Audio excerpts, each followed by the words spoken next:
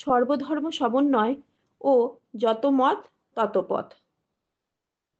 যত লোক দেখি ধর্ম ধর্ম করে, এ ওর সঙ্গে ঝগড়া করছে, ও ওর সঙ্গে ঝগড়া করছে। হিন্দু, মুসলমান, ব্রহ্মজ্ঞানী, শাক্ত, বৈষ্ণব, শৈব সব পরস্পর ঝগড়া। এ বুদ্ধি নাই যে যাকে কৃষ্ণ বলছো তাকেই শিব, তাকেই আদ্যাশক্তি বলা হয়, তাকেই যিশু, তাকেই আল্লাহ বলা হয়। এক রাম তার হাজার নাম।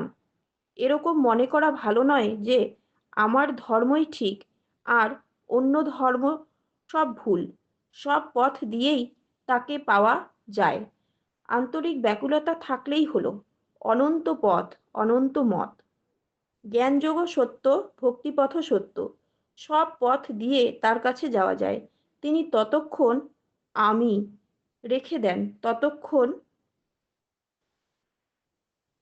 তিনি যতক্ষণ আমি রেখে দেন ততক্ষণ ভক্তিপথই সোজা। যে ধর্মই হোক, যে মতই হোক, সকলেই সেই এক ঈশ্বরকে ডাকছে। তাই কোনো ধর্ম, কোনো মতকে অশ্রদ্ধা বা ঘৃণা করতে নাই। সব পথ দিয়ে তাকে পাওয়া যায়। সব ধর্মই সত্য। সব মতকে নমস্কার করবে। তবে একটি আছে নিষ্ঠা ভক্তি। সবাইকে প্রণাম করবে বটে, কিন্তু একটির উপরে প্রাণ ঢালা ভালোবাসার নাম নিষ্ঠা। যেমন গ্যাসের আলো এক স্থান হতে এসে শহরে নানা স্থানে নানাভাবে জ্বলছে, তেমনি নানা দেশের নানা জাতির ধার্মিক লোক সেই এক ভগবান হতে আসছে। ছাতের উপর উঠতে হলে মই, বাঁশ, সিঁড়ি ইত্যাদি নানা উপায়ে যেমন ওঠা যায়, তেমনি এক ঈশ্বরের কাছে যাবার অনেক উপায় আছে। প্রত্যেক ধর্মই এক একটি উপায়।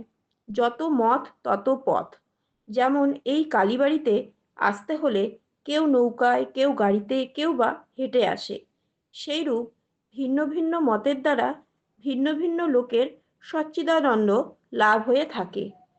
মার ভালোবাসা সব ছেলের প্রতি সমান, কিন্তু কোনো ছেলের জন্য লুচি, কারো জন্য খই, বাতাসা প্রভৃতি যার যেমন আবশ্যক বোঝেন সেই রকমেরই ব্যবস্থা করে থাকেন।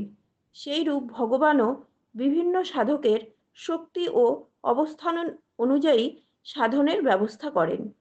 ভগবান এক, সাধক ও ভক্তেরা ভিন্ন ভিন্নভাবে ও রুচি অনুসারে তারা উপাসনা করে থাকেন।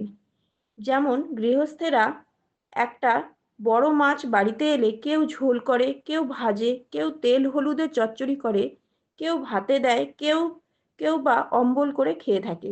সেই রকম যাদের যেমন রুচি তারা সেই রকমভাবে ভগবানের সাধন ভজন উপাসনা করে থাকে। যেমন জল এক পদার্থ, দেশ কাল পাত্রভেদে তার ভিন্ন ভিন্ন নাম হয়। বাংলাদেশে জল বলে, হিন্দিতে পানি বলে, ইংরেজিতে ওয়াটার বা অ্যাকোয়া বলে। পরস্পরে ভাষা না জানা থাকলে কারুর কথা কেউ বুঝতে পারে না, কিন্তু জানলে আর ভাবের কোনো রকম ব্যতিক্রম হয় না।